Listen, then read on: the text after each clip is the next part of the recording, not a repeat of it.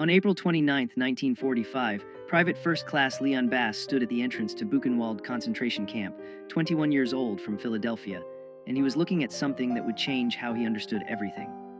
Bass was part of the 183rd Engineer Combat Battalion, an all-black unit that had been fighting across Europe since D-Day. The Army had assigned his unit to provide support during the liberation. What Bass saw that day, the skeletal prisoners, the crematoriums, the evidence of industrial genocide, made him realize something profound. He had spent his entire life being told by white Americans that black people were inferior, subhuman, dangerous. Now he was standing in a place built by white people who had convinced themselves that certain humans weren't human at all. The U.S. Army in 1945 was still completely segregated.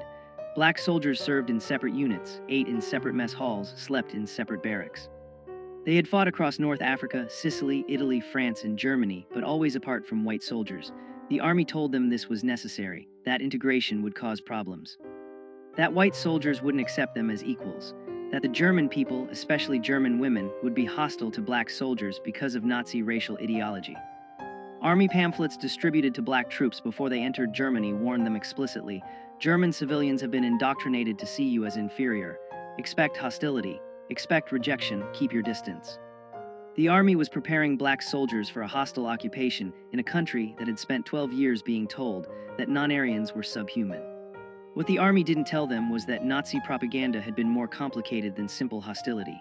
Yes, the Nazis had classified black people as racially inferior, but many ordinary Germans had never met a black person.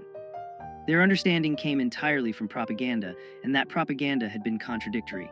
Jesse Owens had won 4 gold medals at the 1936 Berlin Olympics while Hitler watched. German audiences had watched American films featuring black performers.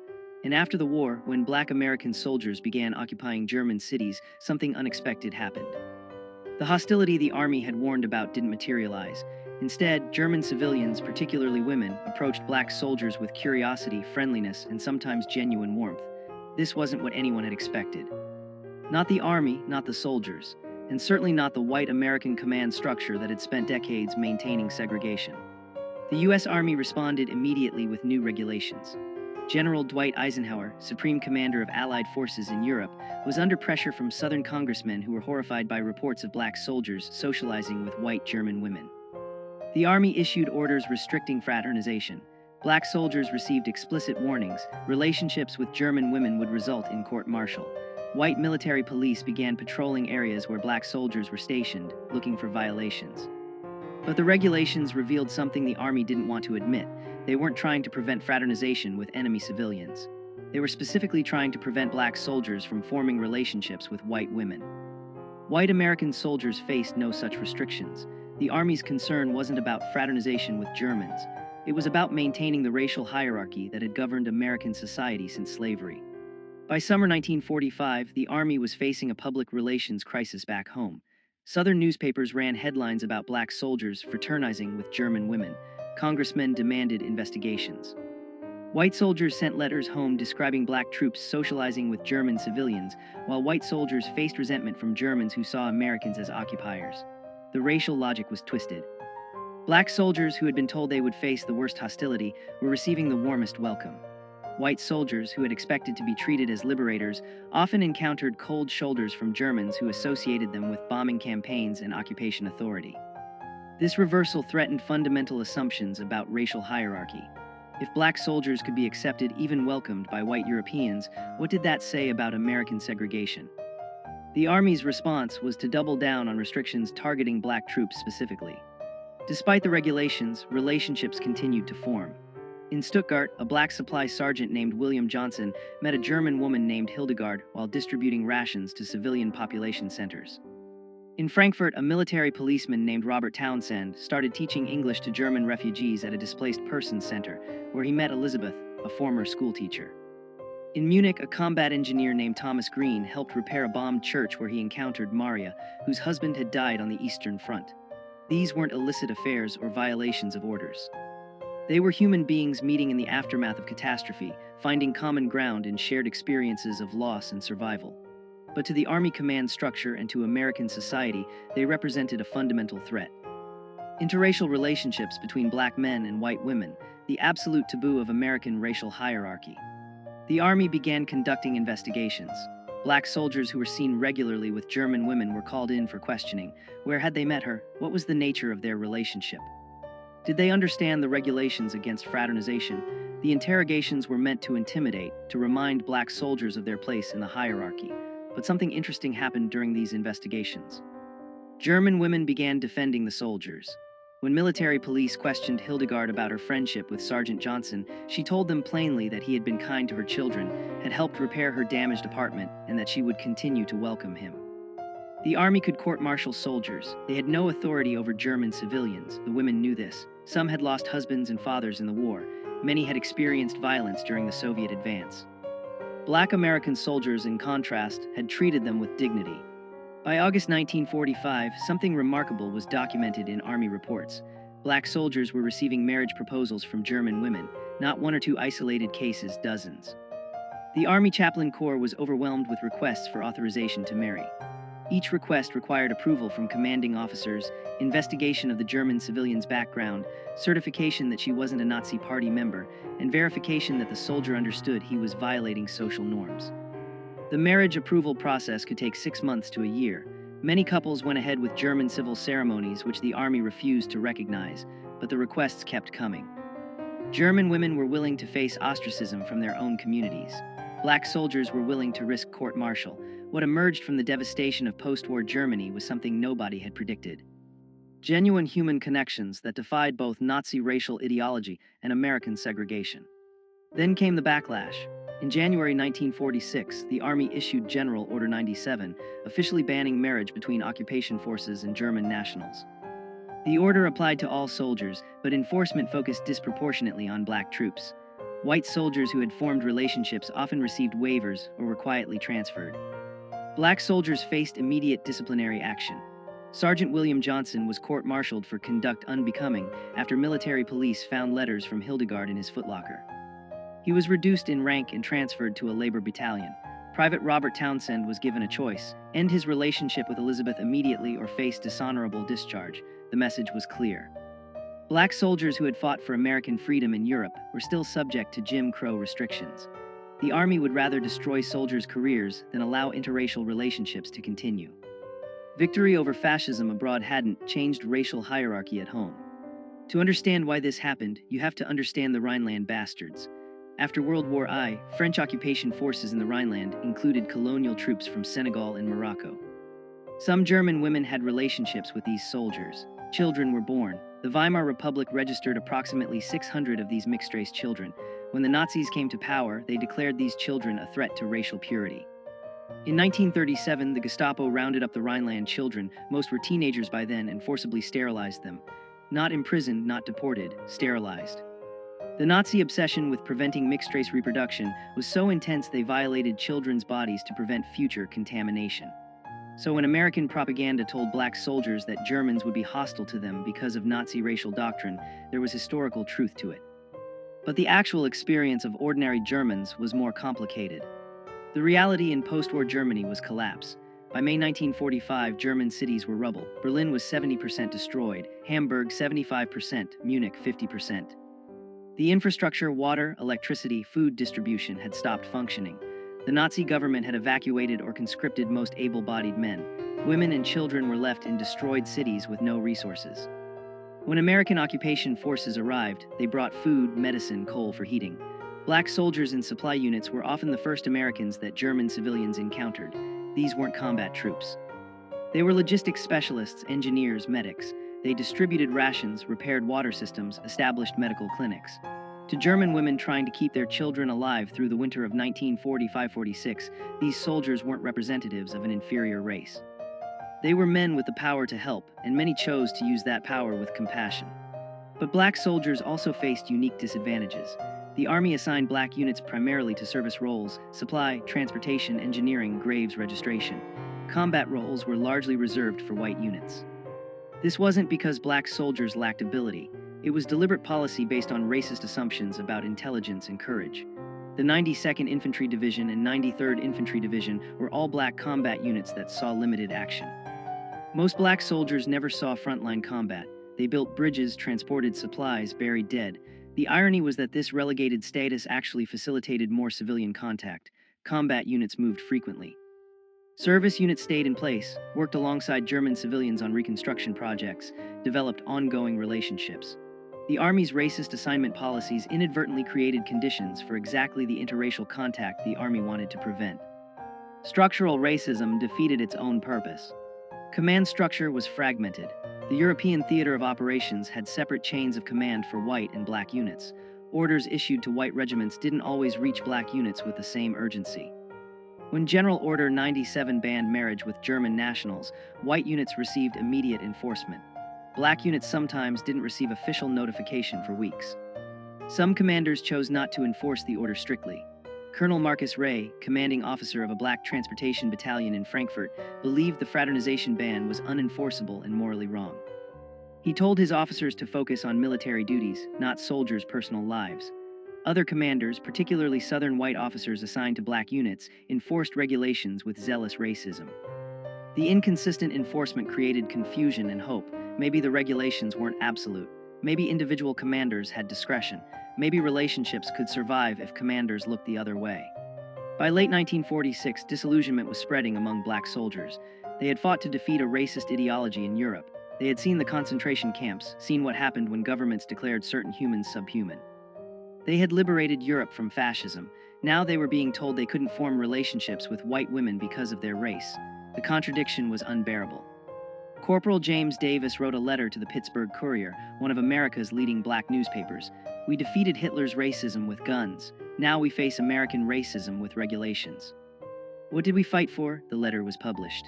The Army investigated Davis for undermining morale.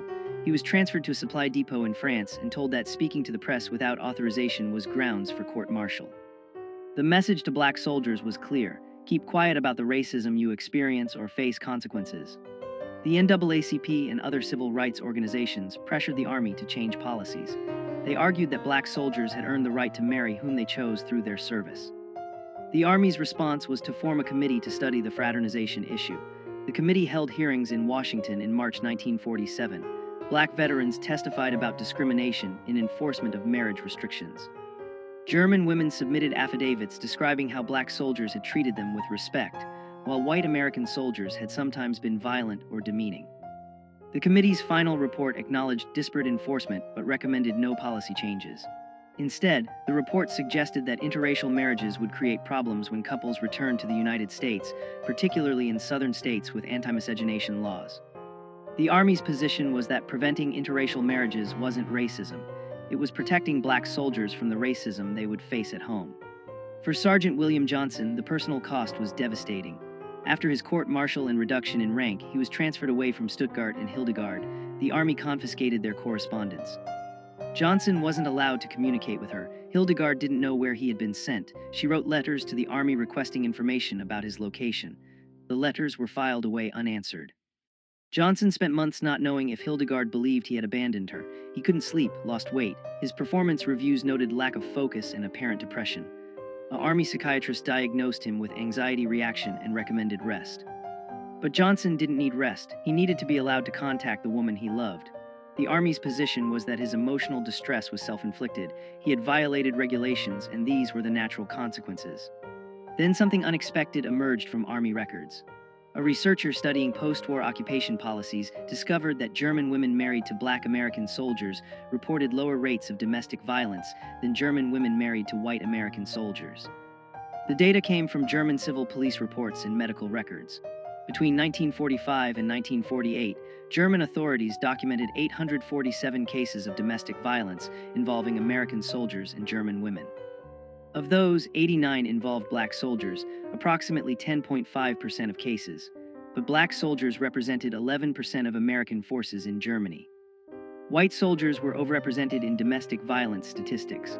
Black soldiers were underrepresented. The researcher published this finding in a sociology journal.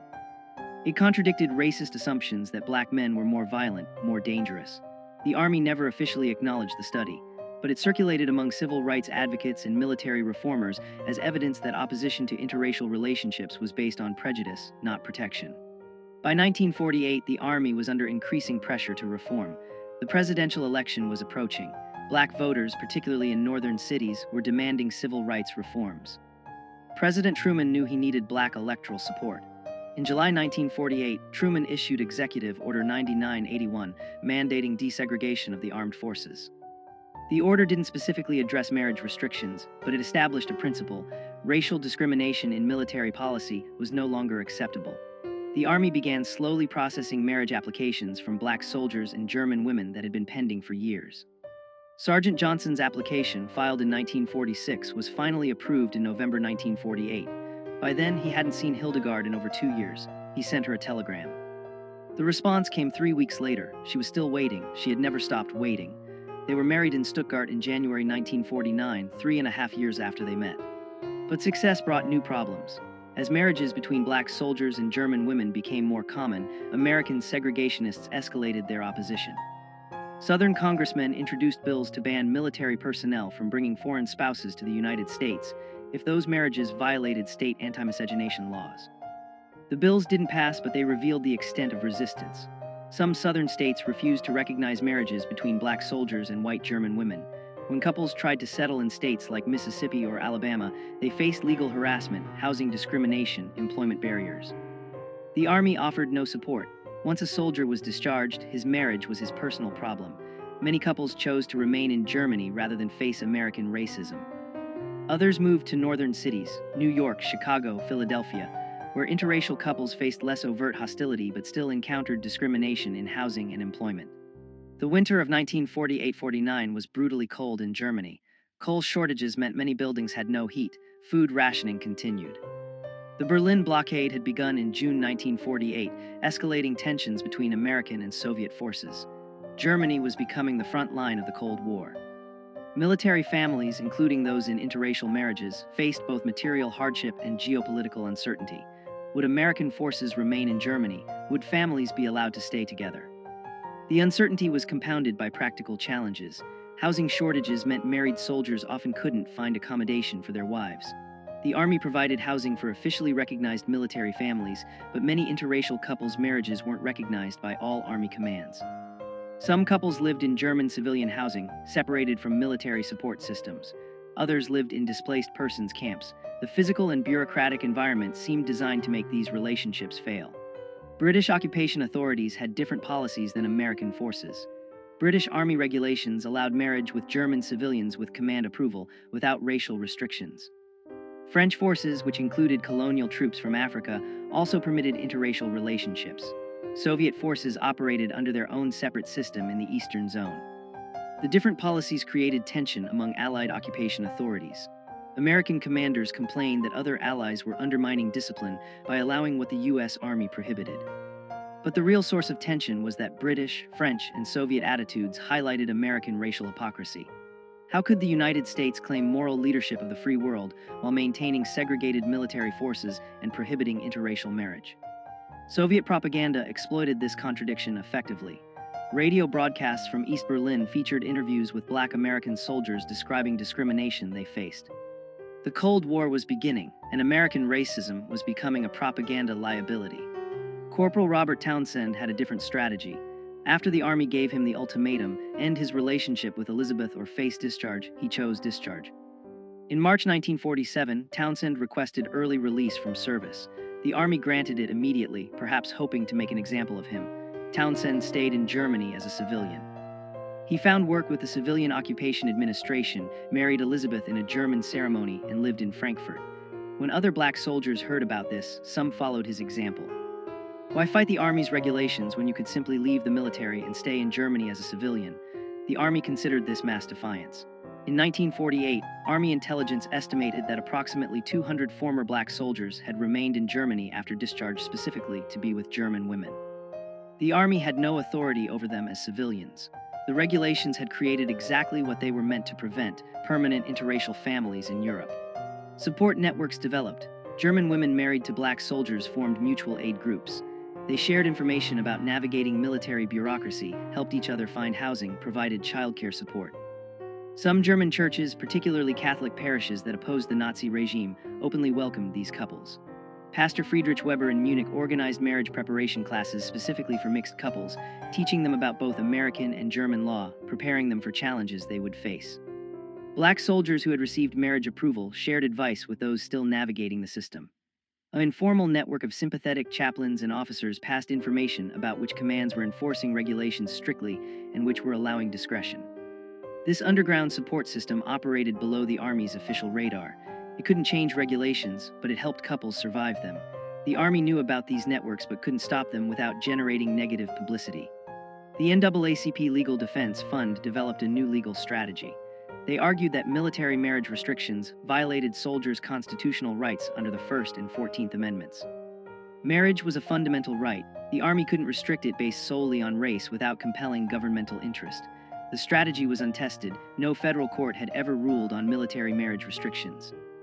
The Defense Fund filed a test case in 1948 on behalf of Sergeant David Coleman, who had been court-martialed for marrying a German woman without authorization.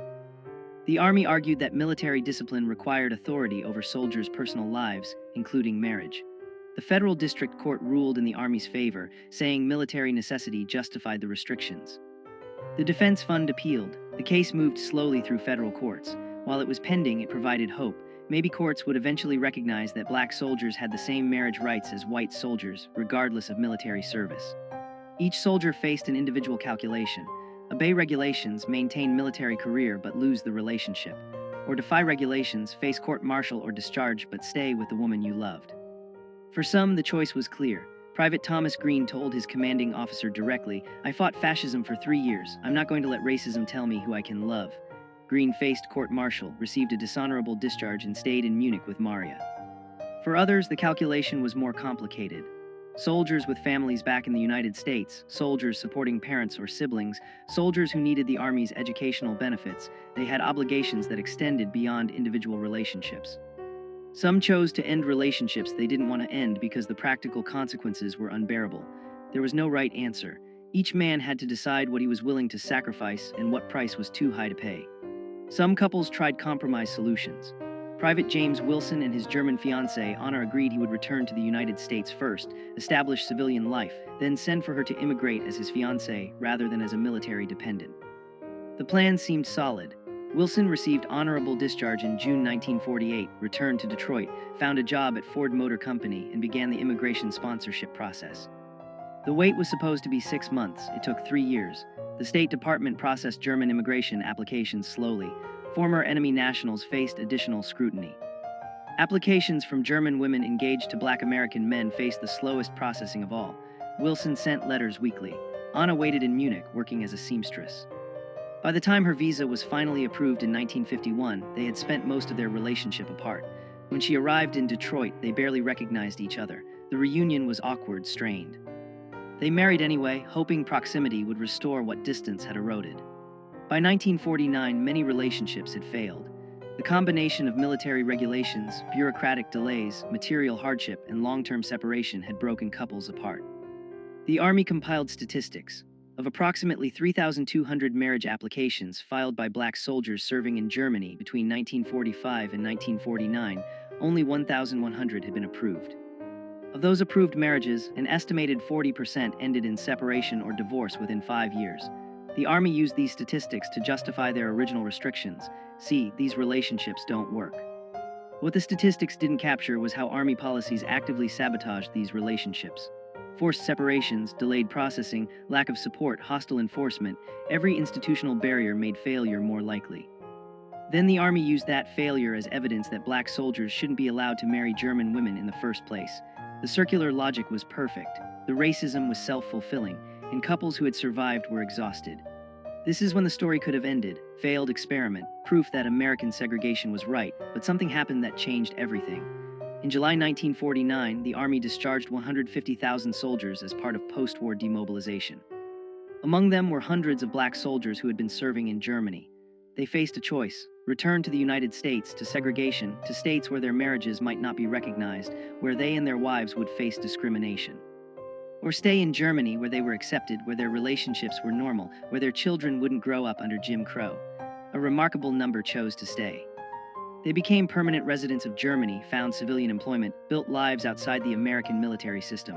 The Army couldn't stop them. They were no longer soldiers. They were free men making free choices. And their choice was Germany over America. The breakthrough wasn't tactical or technological. It was demographic. By 1950, approximately 1,500 Black American veterans were living permanently in Germany with German wives and families. They became a visible community. In Frankfurt, they established a social club. In Munich, they organized a mutual aid society. In Stuttgart, they created an English language school where German wives could learn English and German children could maintain connection to American culture. These weren't isolated individuals anymore. They were an established community recognized by German authorities, integrated into German society. German churches welcomed them. German employers hired them. German neighbors accepted them. The existence of this community disproved every argument about why these relationships couldn't work. They were working, not because the army had supported them, but because the couples had persevered despite institutional opposition. The community's mere existence was revolutionary. But living in Germany as Black Americans in the 1950s brought new risks. The Cold War was intensifying, Berlin was divided, Soviet espionage was real. American intelligence services were suspicious of Americans who chose to live in Europe permanently, particularly those who had rejected life in the United States. FBI files documented Black veterans living in Germany as potential security risks.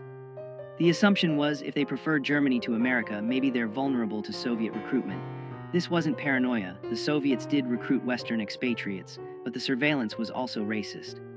White American expatriates in Europe faced less scrutiny than Black expatriates. Some Black veterans were questioned by U.S. intelligence officers.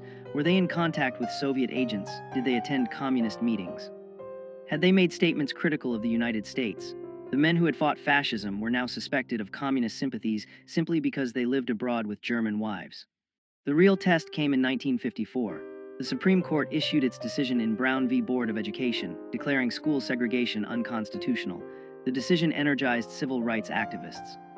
It also triggered massive resistance from Southern segregationists.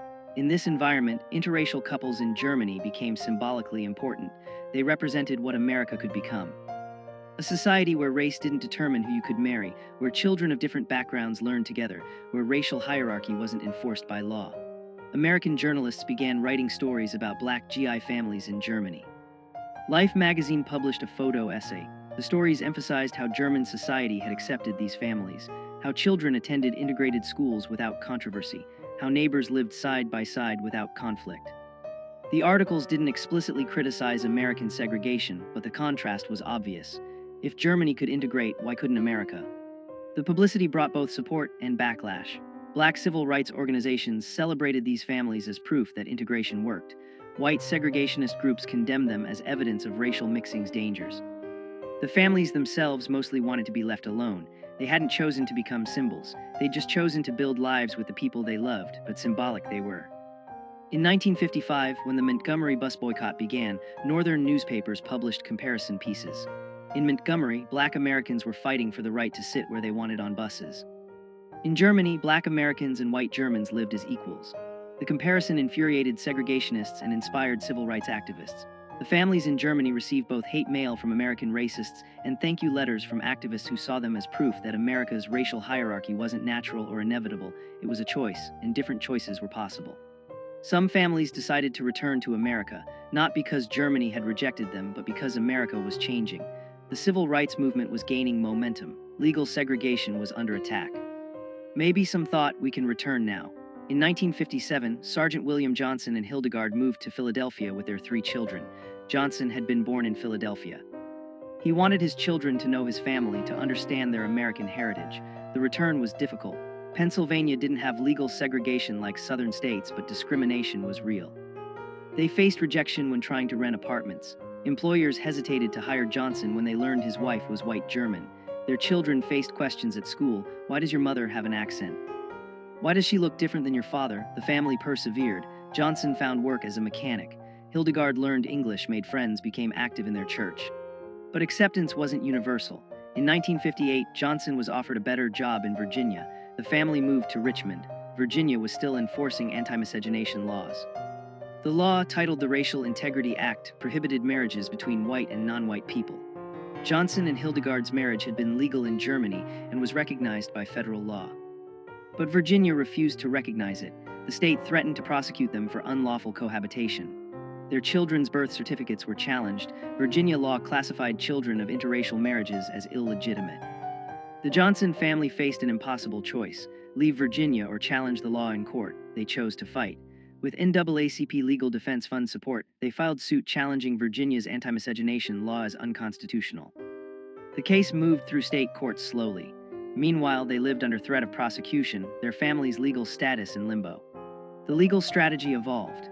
Initially, the defense fund argued that Virginia's refusal to recognize a marriage legal in another jurisdiction violated the full faith and credit clause of the Constitution.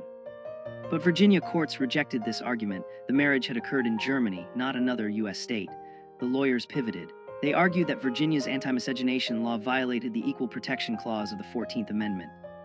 The law discriminated based solely on race. It served no legitimate governmental purpose. It was fundamentally racism codified as law. The argument was straightforward but revolutionary. No federal court had ever struck down a state anti-miscegenation law as unconstitutional. 16 states still enforced such laws in 1960. If Virginia's law fell, similar laws across the South would be vulnerable. The Johnson case wasn't just about one family anymore.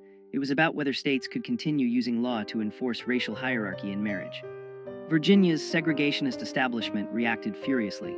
The state attorney general argued that Virginia had the sovereign right to define marriage within its borders, that states had historically regulated marriage, that the federal government had no authority to override state marriage laws. Virginia's brief defended anti-miscegenation laws as protecting both races from the tragedy of racial mixing. The brief cited pseudoscientific studies claiming mixed-race children suffered psychological damage. It quoted religious authorities who argued that God intended races to remain separate. The brief represented segregationist ideology at its most explicit. Racial hierarchy was natural, necessary, and required legal enforcement. Virginia announced it would appeal any adverse ruling all the way to the Supreme Court. Segregationist newspapers ran editorials warning that if states lost the right to prohibit interracial marriage, the entire legal framework of segregation would collapse. They were right. The Johnson family endured 3 years of legal limbo. During that time, they faced harassment, anonymous phone calls at night, threatening letters. Someone threw a brick through their window with a note. Go back to Germany. Their children were bullied at school. Other parents prevented their children from playing with the Johnson kids. Local businesses refused to serve them. The family could have left Virginia, could have moved to a northern state, could have returned to Germany where they were accepted. But Hildegard insisted on staying. She told a reporter, "We left Germany because we believed America was better. If we run away now, we prove the racists right. We stay and fight." Her determination was remarkable.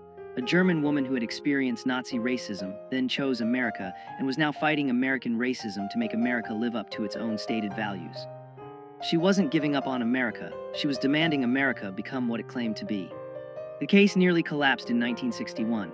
The Virginia Supreme Court upheld the state's anti-miscegenation law. The justices ruled that states had traditional authority over marriage and that Virginia's law didn't violate the Constitution because it applied equally to both races. Neither white people nor black people could marry across racial lines. The logic was absurd. A law that prohibited interracial marriage was equal because it restricted everyone equally, but it was legally sophisticated absurdity. The Virginia court cited Pace v. Alabama, an 1883 Supreme Court decision that had upheld anti-miscegenation laws using exactly this reasoning. The decision seemed final. The NAACP Legal Defense Fund immediately appealed to the U.S. Supreme Court, but the Supreme Court had discretion about which cases to hear. If the court declined to hear the case, Virginia's ruling would stand. The Johnsons waited to learn if the Supreme Court would take their case. Then something unexpected happened. The Supreme Court accepted a different case challenging Virginia's anti-miscegenation law, Loving v. Virginia, filed by Richard and Mildred Loving, an interracial couple who had been arrested in 1958 for violating the same law Johnson was challenging. The Lovings' case was stronger procedurally. They had been criminally prosecuted, not just denied marriage recognition. The Supreme Court consolidated several anti-miscegenation challenges, including the Johnson case, to be heard together. Oral arguments were scheduled for April 1967. The NAACP Legal Defense Fund, ACLU, and other civil rights organizations filed supporting briefs. The case had grown far beyond one family. 16 states with anti-miscegenation laws watched nervously. Civil rights organizations saw this as potentially the most significant Supreme Court case since Brown v. Board. The outcome would determine whether states could continue using law to enforce racial hierarchy in the most intimate realm of human life, marriage. On June 12, 1967, the Supreme Court issued its decision in Loving v. Virginia. Chief Justice Earl Warren wrote the unanimous opinion. The court held that Virginia's anti-miscegenation law violated both the Equal Protection Clause and the Due Process Clause of the 14th Amendment. Warren wrote, Marriage is one of the basic civil rights of man, fundamental to our very existence and survival. To deny this fundamental freedom on so unsupportable a basis as racial classifications embodied in these statutes, depriving all the state's citizens of liberty without due process of law, violates the central meaning of the Equal Protection Clause. The decision was unequivocal. Anti-miscegenation laws were unconstitutional. 16 states' laws were instantly invalidated. Couples like the Johnsons, who had been fighting for recognition of their marriages, were suddenly vindicated. Interracial marriage was now a constitutional right nationwide. The decision's impact was immediate and profound. Couples who had been living in legal limbo were suddenly protected. Couples who had avoided certain states could now travel freely. Children whose legitimacy had been questioned were legally recognized. The Johnson family held a small celebration in their Richmond home. Hildegard cried, not from sadness, but from relief. For 9 years since returning from Germany, they had lived under the threat of prosecution. Now that threat was gone. The Supreme Court had declared that their marriage was legitimate, that their family was legal, that their love was constitutionally protected. The victory belonged to the Lovings, whose names would forever be associated with the case. But it also belonged to the Johnsons and hundreds of other families who had fought for recognition, who had endured harassment, who had refused to accept that America could legislate love across racial lines. They had won. After the celebration ended, there was a strange quiet. The Johnsons sat in their living room that evening, not speaking much. The victory was real, but it couldn't erase the years of struggle. It couldn't undo the harassment, the threats, the brick through the window. It couldn't restore the relationships they'd lost, family members who had rejected them, friends who had abandoned them. The Supreme Court decision meant their marriage was legal. It didn't mean their neighbors suddenly accepted them. It didn't mean the discrimination ended, but something fundamental had shifted. The law was now on their side. Future interracial couples wouldn't have to fight the battles they'd fought. The silence that evening wasn't disappointment. It was exhaustion, relief, and recognition that their sacrifice had meaning beyond their own family. They had helped change America, even if America hadn't yet fully changed. In the years following Loving v. Virginia, interracial marriage rates increased gradually. In 1967, approximately 3% of marriages were interracial. By 1980, that number had risen to 7%. By 2000, it was 15%. The change was generational and geographic. Younger Americans were more accepting than older generations. Urban areas showed higher interracial marriage rates than rural areas, but the trend was consistent. The legal barriers' removal gradually reduced social stigma. The families who had pioneered interracial marriage in the 1940s and 50s watched this change with complex emotions. They were vindicated. Their relationships, once illegal, were now recognized, but they also knew how difficult their path had been. Many had lost family relationships, job opportunities, social standing. The younger generation marrying across racial lines didn't always understand what earlier pioneers had sacrificed, but that was the point. Progress meant future generations wouldn't need to fight the same battles. Stories about Black GI families in Germany continued to emerge. Historians began researching occupation-era relationships. Oral history projects interviewed couples who had met in post-war Germany. A pattern emerged.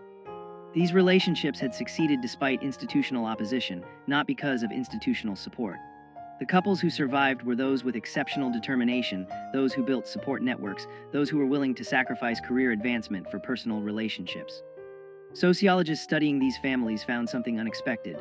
Children from these families showed higher rates of cross-cultural competence, foreign language fluency, and international perspective than children from monoracial families.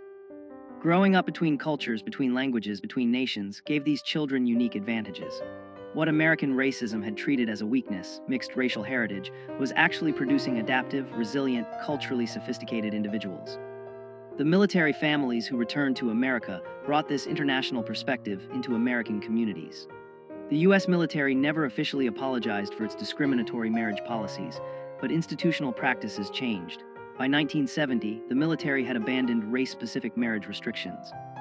Soldiers of any race could marry foreign nationals with command approval, regardless of racial matching.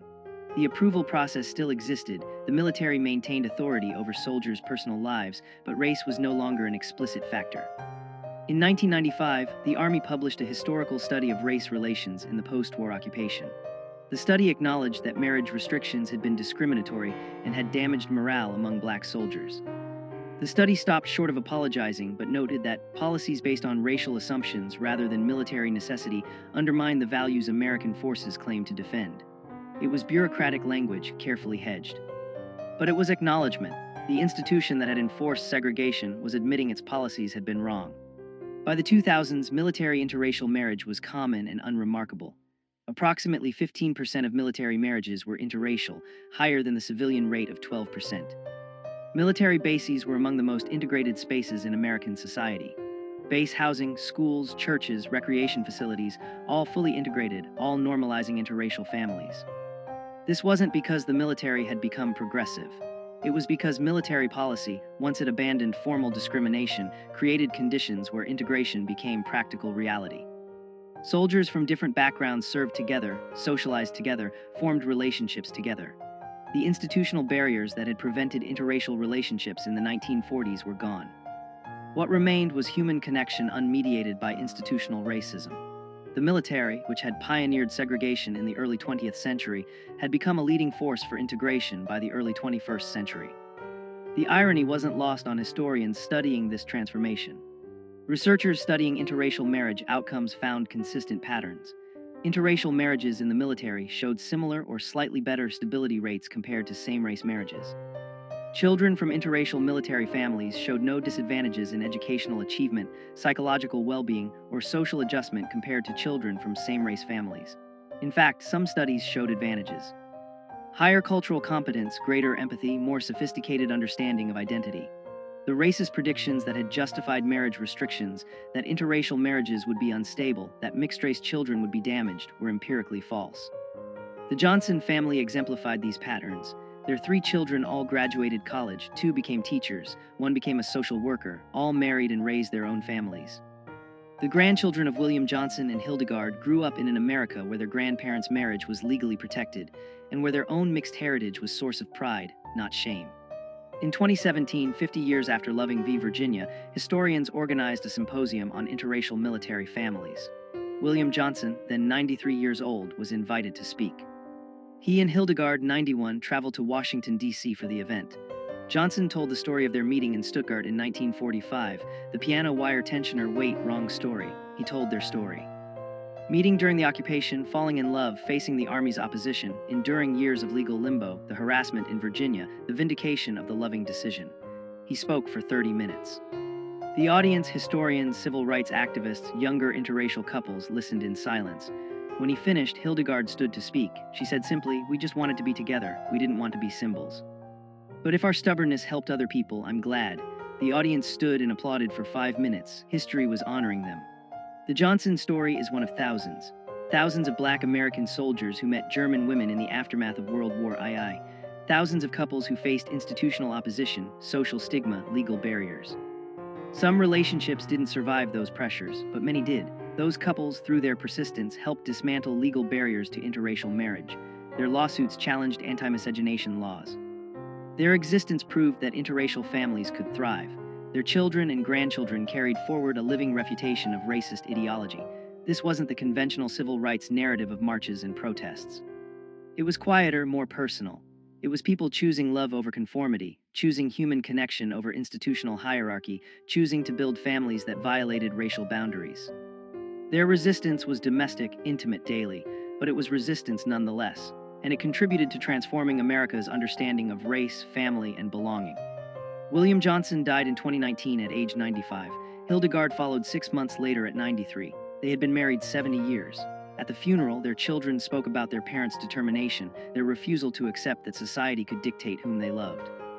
Their grandchildren spoke about growing up with a German grandmother whose accent never faded, who taught them to speak German, who made Stalin at Christmas and told them stories about surviving the war. Their great-grandchildren, some of whom were too young to understand funerals fully, represented something profound. A multiracial, multicultural family that existed only because 2 people in 1945 had met amid the ruins of war and chosen each other.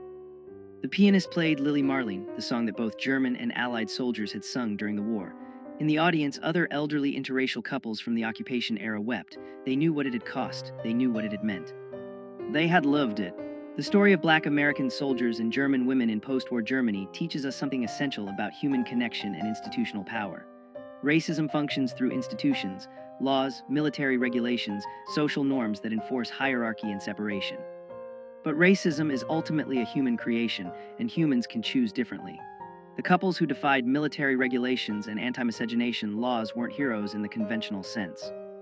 They were ordinary people who made a simple choice to be together, regardless of institutional opposition. Their choice was radical precisely because it was ordinary. They didn't seek to dismantle segregation through their relationships.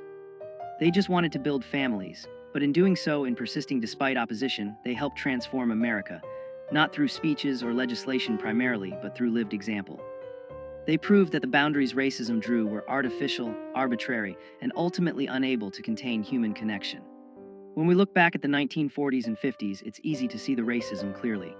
Anti-miscegenation laws seem obviously unjust now, but in that era they were defended by legislators, judges, religious leaders, citizens who believed racial separation was natural and necessary.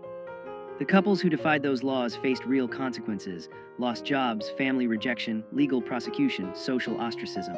They persisted not knowing that future generations would view them as pioneers.